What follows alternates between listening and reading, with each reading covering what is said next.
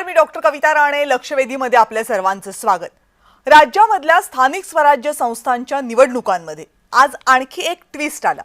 आज राज्यामध्ये अनेक ठिकाणी नगरपालिका आणि नगरपंचायतींसाठी मतदान पूर्ण झालं. पण या सगळ्या मतदानाची मतमोजणी उद्या म्हणजे 3 डिसेंबरला जी नियोजित होती ती होणार नाहीये. म्हणजे निवडणूक आयोगानं सांगितल्याप्रमाणे मतदान तर झालंय, पण निवडणूक आयोगानं सांगितल्याप्रमाणे मतमोजणी होणार नाहीये. आणि याला कारणही आहे राज्य निवडणूक आयोगच. नगरपालिका आणि नगरपंचायत निवडणुकांचा प्रचार शेवटच्या टप्प्यात असताना निवडणूक आयोगाला आपल्या निवडणूक प्रक्रियेमधल्या त्रुटी दिसल्या, न्यायालयामध्ये दाखल असलेले आक्षेप दिसले आणि अचानकपणे आयोगानं जाहीर झालेल्या निवडणुकांपैकी काही निवडणुका थेट 18 दिवस पुढे ढकलल्या. आणि या सगळ्याचा परिणाम म्हणून कोर्टानं सगळ्याच निवडणुकांची मतमोजणी आता पुढे ढकलली आहे. निवडणूक आयोग आणि कोर्टाच्या निर्णयांनी एकीकडे उमेदवार प्रचंड धास्तावलेत, तर दुसरीकडे राजकीय नेते मात्र प्रचंड वैतागलेत. या सगळ्यावर आपण बोलणार आहोत, पण त्या अगोदर पाहूयात या सगळ्या विषयासंदर्भातला स्पेशल रिपोर्ट. आता गुलाल 21 तारखेला. हो, राज्यामध्ये स्थानिक स्वराज्य संस्थांचा गुलाल आता 21 डिसेंबरलाच उधळला जाईल. कारण 3 डिसेंबरला होणारी मतमोजणी आता 21 डिसेंबरला होईल. मुंबई हायकोर्टाच्या नागपूर खंडपीठानं आज हा निर्णय दिला आणि या निर्णयानंतर सत्ताधाऱ्यांनाही यंत्रणांवरची आपली नाराजी लपवता आली नाही. खंडपीठ स्वायत्त आहे, त्यांनी निकाल दिला तो सगळ्यांना मान्य करावा लागेल. इलेक्शन कमिशनही स्वायत्त आहे, पण यातनं जे उमेदवार आहेत, जे मेहनत करतात, इतके दिवस प्रचार करतात, त्या सगळ्यांना एक प्रकारे त्याचा भ्रमनिरास होतो. आणि सिस्टीमच्या फेलियरमुळे त्यांची काही चूक नसताना त्या ठिकाणी अशा पद्धतीनं या सगळ्या गोष्टी होणं काही योग्य नाहीये. राज्यामधल्या नगर परिषदा आणि नगरपंचायतींसाठी राज्य निवडणूक आयोगानं कार्यक्रम घोषित केला होता. त्यानुसार सर्व ठिकाणी 2 डिसेंबरला मतदान आणि 3 डिसेंबरला मतमोजणी होणार होती. त्यानंतर अचानकपणे 29 नोव्हेंबरला काही न्यायप्रविष्ट मुद्द्यांच्या कारणास्तव निवडणूक आयोगानं 24 नगर परिषदा आणि 154 सदस्यांच्या निवडीसाठी होणारी निवडणूक पुढे ढकलली. या सगळ्या ठिकाणी 20 डिसेंबर ही मतदानाची तर 21 डिसेंबर ही मतमोजणीची नवी तारीख देण्यात आली. बाकीच्या निवडणुकांची मतमोजणी आधी ठरल्याप्रमाणेच 3 डिसेंबरलाच होणार होती. पण मग एकाच नगरपालिकेतील काही प्रभागांचा निकाल आधी लागला तर त्याचा परिणाम इतर प्रभागांवर होईल अशी भीती व्यक्त करत कोर्टात याचिका दाखल करण्यात आली. त्यानंतर कोर्टानं सर्व नगरपालिका आणि नगरपंचायतींची मतमोजणी 21 डिसेंबरलाच घ्या असं सांगितलं. आणि यावरून विरोधकांनीही संताप व्यक्त केलाय. आज निवडणूक आहे आणि उद्या मतमोजणी होणार होती, ती आता 21 वर गेली. म्हणजे ही संपूर्ण प्रक्रियामध्ये याला जबाबदार निवडणूक आयोग आहे आणि राज्य सरकार सुद्धा आहे. निवडणूक आयोग राज्य सरकारच्या हातचं बाऊल झालेलं आहे, हे आता लपून राहिलेलं नाही, त्यांच्या इशाऱ्यावर काम करते.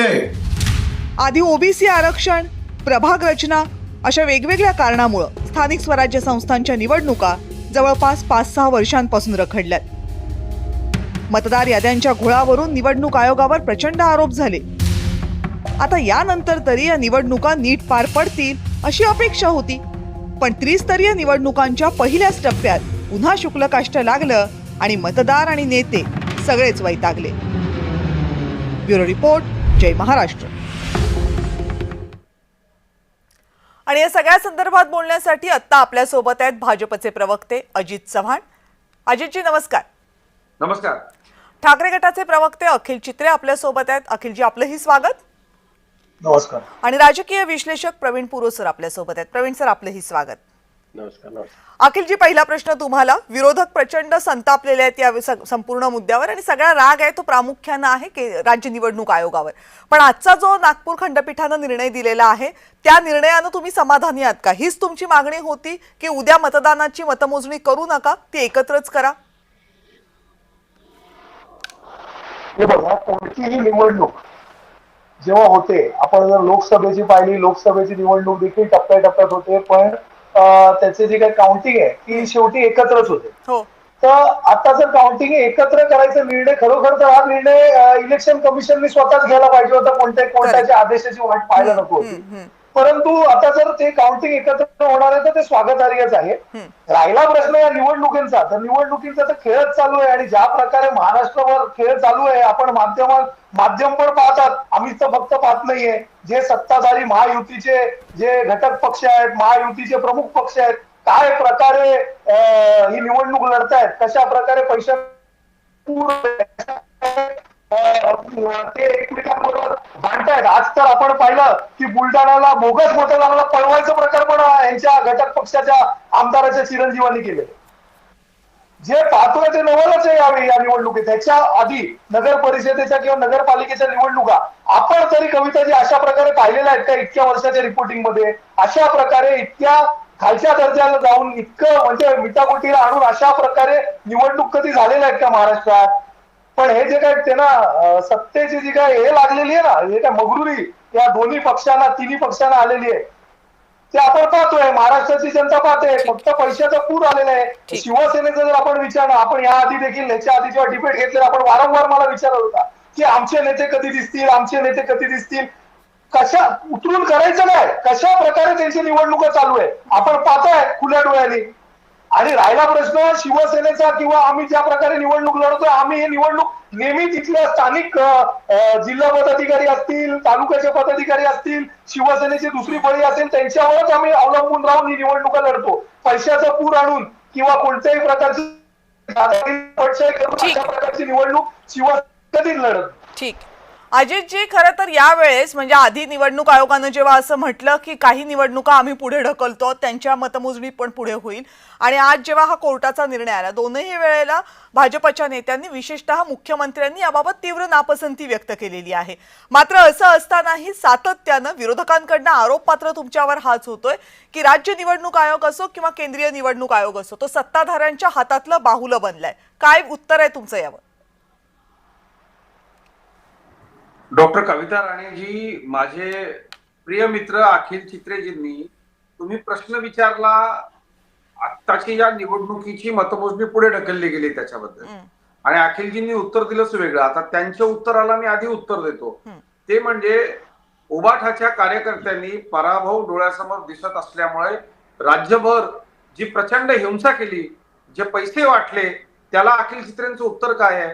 आपला पराभव डोळ्यासमोर दिसू लागल्यामुळं उबाठाच्या कार्यकर्त्यांनी राज्यात ठिकठिकाणी हल्ले करून, त्यांच्या सहकार्यांनी हल्ले करून भारतीय जनता पार्टीच्या कार्यकर्त्यांना गंभीर जखमा केल्यात, त्यांच्यावर गुन्हे दाखल झालेत. भारतीय जनता पार्टीचे कार्यकर्ते आता ते म्हणतील भाजपच्या कार्यकर्त्यांनी स्वतःच मारून घेतलं आणि आमचं नाव घेतलं. म्हणजे ही तशीच पद्धत आहे. ज्या निवडणुका राज्यभर भारतीय जनता पक्षाच्या कार्यकर्त्यांनी सुद्धा अत्यंत प्रतिष्ठेच्या करून कष्टानं लढवल्या होत्या. काय असतं कविताजी, माझं असं मत आहे की आपण रोज रोज राजकारणामधले जे आरोप प्रत्यारोप आहेत ना, ते न करता तथ्यावर जर बोललो नाही तर लोकांना आपलं बोलणं जे आहे ते हास्यास्पद वाटू लागतं. तसंच उबाठाचं आज काहीसं झालेलं आहे.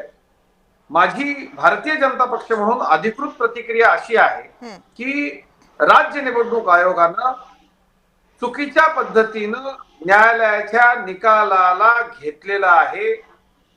आम्ही सगळे गेले काही महिने ज्या निवडणुकांचा कष्ट करत होतो, त्या निवडणुकांची मतमोजणी पुढे ढकलण्याचं काहीही कारण नाहीये. म्हणजे माझं असं स्पष्ट मत आहे की ज्या पद्धतीनं येणाऱ्या निवडणुकांच्या निकालाचे परिणाम होतील, येणाऱ्या निवडणुकांवर निकालाचे परिणाम होतील, असं जे काही कोर्टाचं म्हणणं आहे ते काही पटणार नाहीये. न्याय व्यवस्थेचं आपण ऐकलं पाहिजे, हे संविधानिक व्यवस्थेमध्ये आपल्यावरती बंधनकारक आहे. असं असलं तरी सुद्धा न्याय व्यवस्थेनं आणि निवडणूक आयोगानं हे सगळे निर्णय घेताना आपली प्रतिमा धोक्यात येणार नाही. खरं तर आम्ही राजकीय कार्यकर्ते आहोत, आम्ही खूप जबाबदारीने बोललो पाहिजे. पण डॉक्टर कविता राणेजी, एकच सेकंद अजितजी, म्हणजे तुमचं असं म्हणणं आहे की जर या निवडणुकांची मतमोजणी 3 तारखेला झाली असती तर 20 तारखेला जे मतदान होईल त्याच्यावर काहीही परिणाम झाला नसता? अहो, नेहमी निवडणुकांचे निकाल लागतात. एका निवडणुकीचे निकाल लागल्यानंतर पुढच्या निवडणुका असतात. हे महाराष्ट्रात परंपरेनं सुरू आहे. याच्यामध्ये काय असं वेगळं आहे? पण असं तर होत नाही ना की 24 नाही पण असं होत नाही की 24 महाराष्ट्रामधल्या अर्ध्या विधानसभेच्या डॉक्टर निवडणुका कविता झाल्या, राणे, त्याचे मला एक निकाल गोष्ट लागले आणि आपल्याला मग अर्ध्या जागांच्या निवडणुका, असं तर होत नाही ना. अहो ताई, निवडणुकांच्या काळामध्ये बऱ्याच वेळेला असं असतं की बिहारची निवडणूक झाली, मग त्याचा महाराष्ट्राच्या निवडणुकीवर परिणाम होईल म्हणून ती थांबवणार का? लोकसभेची झाली, निवडणुकीचे निकाल आले, मग विधानसभेची आली, त्याच्यावर परिणाम होईल म्हणून ते तुम्ही थांबवणार का? पण असं होत असं आहे नाही. अखिलजी, असं होत नाही. नाही एक मिनिट, नॉट अखिलजी, अजितजी, प्रश्न असा आहे की एका नगरपालिकेमध्ये अर्ध्या जागांचा निकाल लागलाय आणि मग अर्ध्या जागांची निवडणूक आणि निकाल होईल आणि त्याच्यावर परिणाम होणार नाही, असं कसं म्हणायचं? 24 ठिकाणचे निकाल होल्डवरती आहेत. या 24 ठिकाणच्या निकालांकरता 264 ठिकाणचे निकाल थांबवणं, त्याकरता इतकी मोठी यंत्रणा नाही, 24 ठिकाणचे निकाल होल्डवर असते तर गोष्ट वेगळी, पण मतदान होल्डवर आहे ना. फक्त मतमोजणी नाही होल्डवर आहे, मतदान पण होल्डवर आहे. कायदा सुव्यवस्थेची परिस्थिती या विषयामध्ये निर्माण झाली. उद्या मतपेट्यांना तिथं काही धोका निर्माण झाला आणि काही कायदा सुव्यवस्थेची परिस्थिती उद्या निर्माण झाली तर निवडणूक अधिकारी तो घरी जाईल ना. आणि माझं स्पष्ट मत असं आहे, म्हणजे हे माझ्या पक्षासाठीच मी भांडतो असं नाही, राजकीय पक्षाच्या कार्यकर्त्यांनी एकत्र येऊन त्याच्यामध्ये सनदशीर पद्धतीनं ठीक आहे, याच मुद्द्यावर बोलूयात ना आपण. अखिलजी फक्त थोडक्यात सांग, हा मुद्दा पूर्ण करूयात ना आपण, की परिणाम झाला असता की नसता, हा मुद्दा आपण पूर्ण करूयात. अजितजी हा मुद्दा पूर्ण करूयात ना. अखिलजी बोला. फक्त मला इतकंच विचारायचं आहे, काय आहे, अजितजींचा अभ्यास खूप गहन आहे या विषयावर. त्यांनी जर आता मला आणि महाराष्ट्राला माहिती दिली तर आमच्या ज्ञानात थोडं भर पडेल. जर लोकसभेची निवडणूक वेगवेगळ्या टप्प्यात होते तेव्हा निवडणुकीची काउंटिंग ही त्या टप्प्याप्रमाणे होते की एकत्र होते, याचं उत्तर जरा अजितजींनी द्यावं. आणि त्याच्यामुळे काय होतं, मग तिकडे देखील तुम्ही अशाच प्रकारचं सांगणार का की एकत्र करा सगळी काउंटिंग, म्हणजे वेगवेगळं करा, जशी जशी निवडणूक झाली यंत्रणेवर तणाव येणार.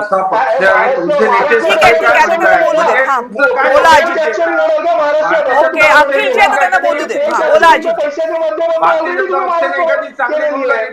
की त्याला आपला विरोध करायचा, म्हणजे आता हे घडलंय.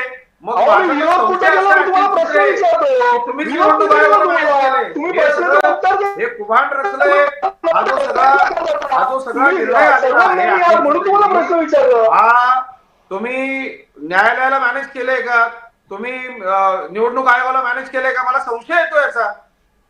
मी असं बोललं पाहिजे आता, म्हणजे भारतीय जनता पक्षाने एखादी भूमिका मांडली. तुमच्या नेत्यांनी काय बोललं सगळीकडे तुमच्याच फक्त एवढंच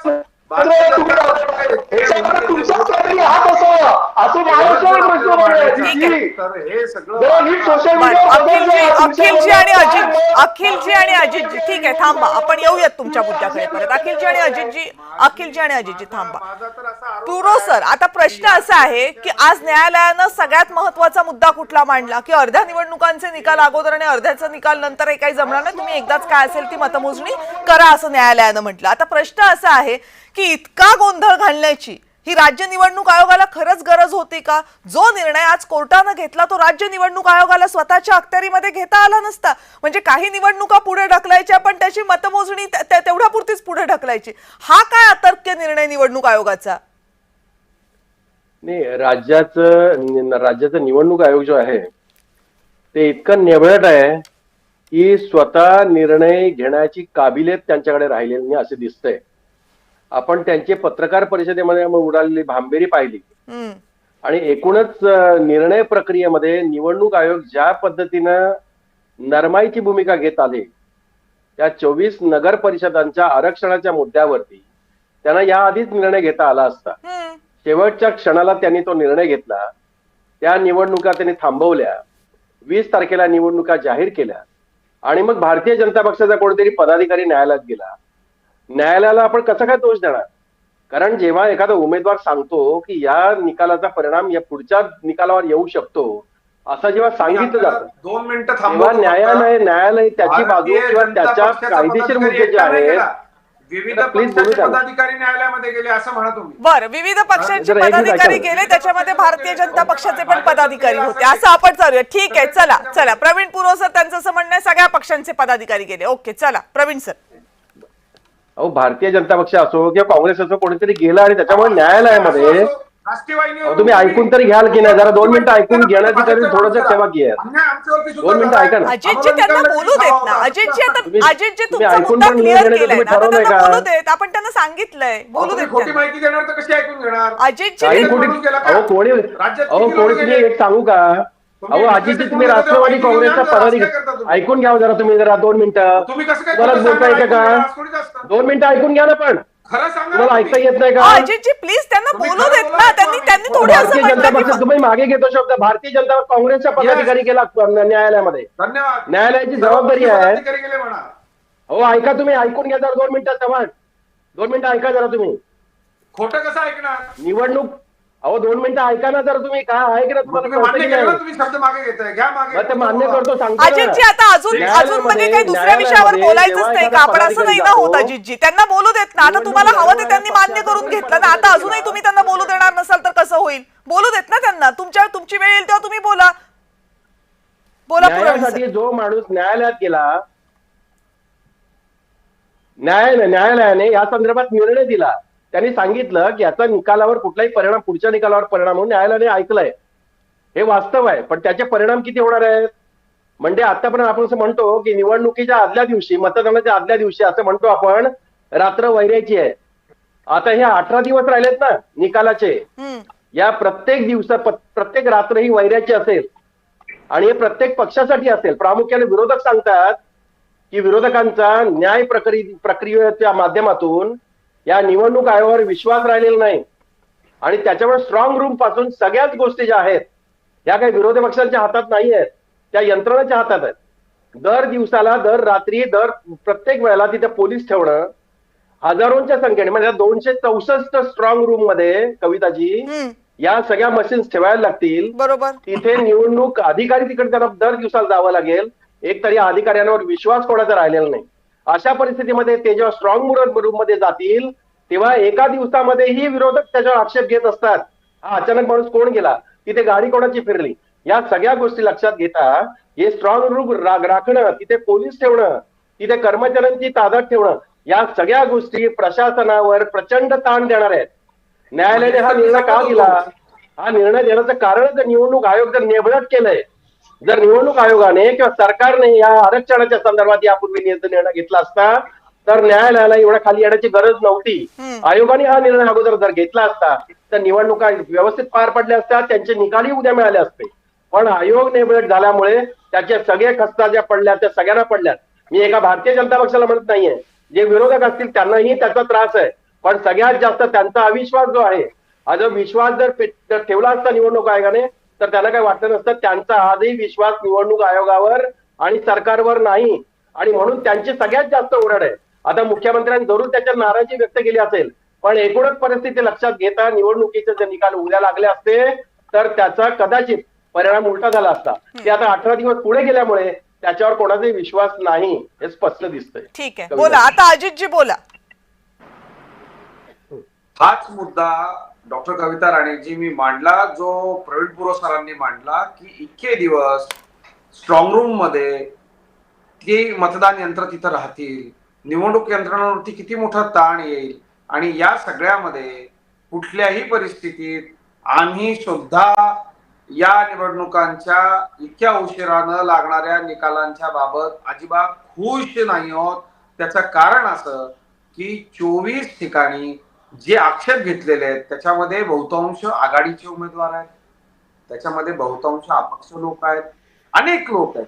माझं इतकंच सांगणं आपल्याला आहे की ज्या पद्धतीनं न्यायालयाच्या निकालाचा चुकीचा अर्थ लावत निवडणूक आयोगानं हे निर्णय घेतलेत त्याचा फटका आम्हाला सुद्धा मोठ्या प्रमाणावरती बसणार आहे, हे आपण लक्षात घेतलं पाहिजे. पत्रकारांनी प्रश्न विचारताना सुद्धा अशा पद्धतीनं घेतलं पाहिजे की या सगळ्यामध्ये आमची नाराजी मोठी आहे. याकरता आमचं असं स्पष्ट म्हणणं आहे. तुमची नाराजी मोठी आहे म्हणजे काय बाकीच्यांची नाराजी काय लहान आहे का? ती असं काय माप लावायचंय आपण मोठ्या छोट्या नाराजीचं? आमची नाराजी मोठी आहे कशी काय? याचा अर्थ तुम्ही मी काय म्हणतोय तुम्हाला, मगाशी जे मुद्दे मी मांडले ते तुम्हाला पटत नव्हते. अजितजी आत्ताच्या मुद्द्यावर बोलूया. अजितजी तुम्ही म्हणता माझा प्रश्न एवढाच आहे, तुमची नाराजी मोठी म्हणजे काय बाकीच्यांची छोटी आहे का? पत्रकार म्हणून तुम्ही प्रश्न विचारा ना. तुम्ही नावडतीचं मीठ आणि मी जे बोललो ते तुम्हाला मान्य नव्हतं. प्रवीण पुरोने तेच तुम्हाला सांगितलं. अहो मी ते नाही आम्ही काय विचारते वेगळं तुम्हाला, सांगितलं त्याच्यावर तुम्हाला? येते मी. तुम्ही आता म्हणाल असं कसं आमची तुम्ही नाराजी पत्रकार मोठी, म्हणून म्हणजे तुम्ही- माझा पत्रकार प्रश्न तुम्ही काय समसमान- फक्त तुम्ही- नाराजी मोजण्याचं न्याय स्केल काय आहे बोलताय ना. तुमचं? तुमची तुम्ही मोठी म्हणजे पत्रकार बाकीच्यांची बोलताय. छोटी आहे का? बाकीच्यांना कमी तुम्ही वाईट वाटते का? पत्रकार आहात की निष्पक्ष पत्रकार आहात हे स्पष्ट करा. नाही नाही, माझ्या निष्पक्षपातीपणावर आपण वेगळी चर्चा करू. माझा आता नाही, तुम्ही वेगळी जे कशाला बोलला चर्चा त्याच्यावर करायची? बोला या ना. कार्यक्रमामध्ये प्रेक्षकांनी रिवाइंड करून बघितलं तर तुम्ही किती पक्षपातीपणे चर्चा करताय ते स्पष्ट होईल ना. बर ठीक आहे ना, जे मी तेच सांगितलं म्हणते की माझ्या ते तुम्हाला मान्य पक्षपातीपणावर नव्हतं. माझ्या असं पक्षपातीपणावर कसं? करू आपण चर्चा. आम्ही तुम्ही मूळ माननीय मुद्द्याला बदल देऊ मुख्यमंत्री जेव्हा नका. अधिकृत प्रतिक्रिया देतात विरोधकांचं समजू शकतो ना. आम्ही बोललो त्याच्या विरोधात त्यांना बोलायचं असतं. अहो मी पण काय पत्रकार विचारलं म्हणून तुम्हाला? आमची मी बाजू- तुम्हाला एवढंच आम्ही विचारलं काय की म्हणतो तुमची की नाराजी बाजू मोठी तुम्ही म्हणजे काय काय? नाराजी आहे ती आहेच आमची सगळ्यांची, नाराजी कुणाची मोठी नाहीये. तुम्ही म्हणता तू इतरांची लहान आहे का? बर. हा काय प्रश्न आहे का? अरे तुम्ही म्हणा, तुम्ही मोठी आहे म्हणाल्यावर आम्ही अहो, विचारलं. आमची नाराजी मोठी आहे. निश्चित आमची ठीक. नाराजी मोठी आहे. बर, आता मला एक सांगा. तुम्ही मगाशी प्रवीण पुरो सरांना असं म्हणालात की फक्त आमचेच नेते गेले नव्हते किंवा आमचेच पदाधिकारी कोर्टामध्ये गेले नव्हते, पण तुम्ही हेही मान्य केलं की जे कोणी पदाधिकारी गेले त्याच्यामध्ये भाजपचे पण होते. याच्यामध्ये सवाल उपस्थित करण्याचं कारण नाहीये, कारण जे निवडणुका लढतात त्यांना जर एखादा निर्णय पटला नसेल तर त्यांना कोर्टात जाण्याचा अधिकार आहे. मग ते कुठल्या पक्षाचे आहे त्याच्याशी काही देणं घेणं असण्याचं कारण नाहीये. पण जे कोर्टामध्ये गेलेले आहेत त्यांचा दावाच मुळात काय होता की अर्ध्याचे निकाल तुम्ही आधी लावलेत, अर्ध्याचे नंतर लावलेत, तर त्याचा परिणाम होईल. मग हा दावा मान्य करायला काय हरकत आहे? हे बघा, निवडणूक प्रक्रिया लांबवणं किंवा थांबवणं याचा अर्थ असा होतो की ज्या वेळेला याच्यामध्ये कुणीही असा माणूस नाहीये की ज्याला त्या गोष्टीची म्हणजे अर्ज सादर करण्याची, त्याची वैधता तपासण्याची, त्याला माघार घेण्याची, या सगळ्या विहित जे काही नियम आणि अटी आहे त्यातनं दिलेल्या सगळ्या गोष्टी या लोकांना मिळालेल्या आहेत. मग फक्त असं होईल म्हणून तुम्ही असं करा, ठीक आहे. अशा पद्धतीनं निवडणूक आयोगानं माननीय न्यायालयाच्या आदेशाचा चुकीचा अर्थ लावत असे निर्णय घेणं हे बरोबर नाही. कविताजी बघा, एक गोष्ट लक्षात घ्या, आम्ही सगळेच सहकारी म्हणजे कुठल्याही पक्षाचे असू दे, आम्ही इतके कष्ट घेऊन महाराष्ट्रामध्ये या निवडणुका लढतो. टीव्हीवरती चर्चेमध्ये सहज सांगता येतो असं बाहेर झालं, याहून झालं. तर ग्राउंडला निवडणुकांच्या करता काम करणारे कार्यकर्ता तो एकटा करत नसतो. त्याचं कुटुंब, मित्रपरिवार, त्याच्या पक्षातले मित्र, अनेक वर्षांचे ठीक आहे, कष्ट. ठीक आहे. चला, या माझ्याकडे वेळ खूप सगळ्याचं- थोडा राहिला. या अजितजी, सगळ्याचा तो वेळ परिपाक असतो थोडा त्या राहिलेला. एका अखिलजींना निर्णयानं सुद्धा बोलायचे. तुम्ही आता ती मगाशी संपूर्ण म्हणालात की जे प्रक्रिया काही जी आहे ना, ज्या निवडणुकांना मगाशी तुम्ही म्हणताना असं म्हणालात की ज्या निवडणुकांवर आक्षेप घेतला गेला होता जिथल्या जागांवर, आणि मग तिथल्या निवडणुका पुढे ढकलाव्या लागल्या, त्याच्यात प्रामुख्यानं विरोधकांनी आक्षेप घेतलेले होते असा एक मुद्दा तुम्ही मांडला. त्याच्यावर आपण अखिलजींकडे जाऊयात. अखिलजी, अजितजी सॅटिस्फाईड आहेत का? त्यांना आणखीन बोलायचं आहे? त्यांना वेळ द्यायचा असेल तर द्या, नाही तर परत रडतील, बोलतील निष्पक्षपणे चर्चा होत नाहीये. म्हणून मला काय हरकत नाहीये, त्यांना आणखीन वेळ द्या. ते सगळ्यांच्या नाही नाही, जाऊ दे. तो निष्पक्षपणा माझ्या बाबतीत होता, मी घेतला आता मान्य करून. चला आपण जाऊयात पुढे. मी तुमची बाजू घेऊनच बोलतोय. निष्पक्ष चर्चा व्हायला हवी. आम्ही चर्चा केल्या. ठीक आहे, आता त्याच्यावर वाद नको. चला अखिलजी बोला. तुम्हीच बोला, तर नाराज होऊ नका प्लीज.